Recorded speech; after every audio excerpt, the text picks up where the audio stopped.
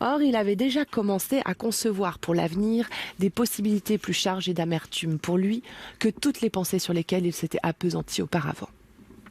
Certains faits le laissaient désarmé. L'existence de Will Ladyslow, le défi de son séjour à proximité de Lowick et son attitude irrévérencieuse à l'égard du détenteur d'une érudition authentique et attestée. Selon l'interprétation soupçonneuse de l'époux, le silence de Dorothea exprimait désormais une rébellion contenue. Une remarque de sa part, tout à fait imprévue pour lui, devenait une affirmation de supériorité consciente. Les réponses aimables de Dorothea étaient marquées d'une prudence irritante. Monsieur Casaubon possédait assez de pénétration. Donc, puisque la prévision de sa propre félicité sans fin ne parvenait pas à annuler la saveur amère, en épousant Doretta Brooke, j'ai dû me soucier de son bien-être au cas où je mourrais. Mais le bien-être ne saurait se fonder sur la possession de biens considérables en toute indépendance. Je désirais connaître la vérité sans réserve, et je vous sollicite instantanément de formuler vos conclusions avec exactitude. Je vous le demande à titre de service amical. Si vous pouvez me dire que ma vie n'est menacée par rien de plus que les accidents ordinaires, je m'en réjouirai, pour les raisons que j'ai déjà indiquées.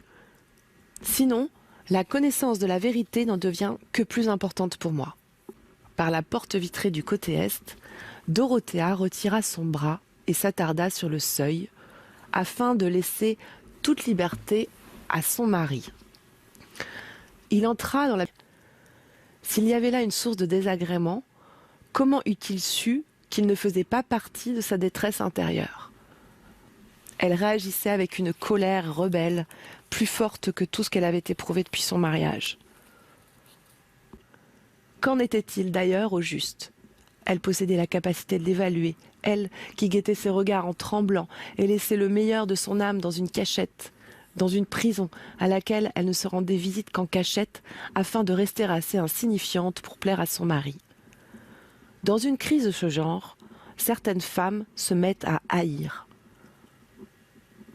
Le soleil était déjà bas quand Dorothea se dit qu'elle n'allait pas redescendre, mais faire dire à son mari qu'elle n'a d'informations sur son mari, mais la crainte de rester dans l'ignorance, la crainte que cette ignorance ne la rendît injuste ou insensible, vainquit tous ses scrupules. La pauvre Dorothea avait besoin de se constituer des réserves de patience. Il était environ 4 heures. Sa décision de partir, son état de préoccupation en sortant de la pièce, avait leur source dans le sentiment soudain qu'elle pratiquerait une sorte de tromperie. Un point d'exclamation à la fin de remettre mes chaussures, parce que c'est un peu incorrect.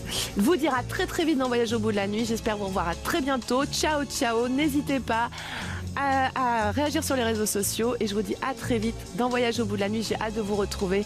Merci pour tout, à très vite. Ciao ciao ciao.